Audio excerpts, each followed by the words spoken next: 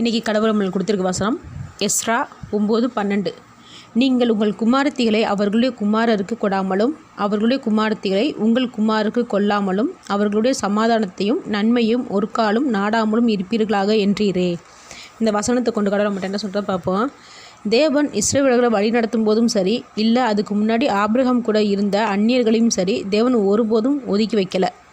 அவங்க தேவனுடைய பிள்ளைகளாக மாறி விருத்த சேத்திரம் பண்ணதுக்கு அப்புறம் தேவனுக்கு அவங்களும் பலியிடலாம், தேவனுக்கு படைக்கப்பட்டதை அவங்களும் சாப்பிடலாம்னு சொன்னார். இப்படி இருக்கும்போது ஏன் அந்நிய குமாரர்களை இஸ்ரவேலர்கள் பிள்ளைகளுக்கு திருமணம் பண்ணி வைக்கக்கூடாதுன்னு சொல்கிறாரு? ஏன்னா தேவன் அந்நியரை வெறுக்கலை, அந்நிய தேவர்களை தான் வெறுக்கிறாரு. அதுக்கு தான் அந்நியரை விருத்த சேத்தனம் பண்ணிவிட்டு தேவனுடைய பிள்ளைகளாக மாறி தேவனுக்கு பலியிட சொல்கிறாரு.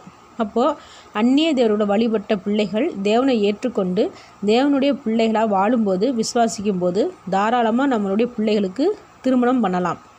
இப்படி தேவனுடைய மனுஷர்களாக மாறினவங்களை தேவன் ஒருபோதும் ஒதுக்கி வைக்கலை, மனதார ஏற்றுக்கிட்டவங்களும் தேவனுக்கு சாட்சியும் கொடுத்துருக்காங்க.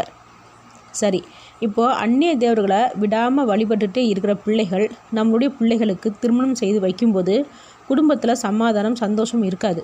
நிச்சயமாக கணவன் மனைவிக்குள்ளேயும் பிரச்சனைகள் வரதான் செய்யும். அப்போது திருமண வாழ்க்கை கசந்து போயிடும். அவங்ககிட்ட வசதி இருக்குது, பெரிய பதவியில் இருக்காங்க, இப்படி எந்த காரணமாக இருந்தாலும் எத்தனை நாளைக்கு இந்த வசதி, பதவி சந்தோஷத்தை கொடுக்கும்? நிரந்தரமான சந்தோஷத்தை தேவன் ஒருவர்னால தான் கொடுக்க முடியும். அப்போது அந்நியராக இருந்தாலும் தேவன் தெரிந்து கொண்ட பிள்ளைகளை திருமணம் பண்ணாமல் ஒதுக்கி வைக்கிறதும் தப்பு தான். தேவனை தெரிந்து கொள்ளாத பிள்ளைகளை நம்மளுடைய பிள்ளைகளுக்கு திருமணம் பண்ணி வைக்கிறதும் தப்பு தான். ஆமென்.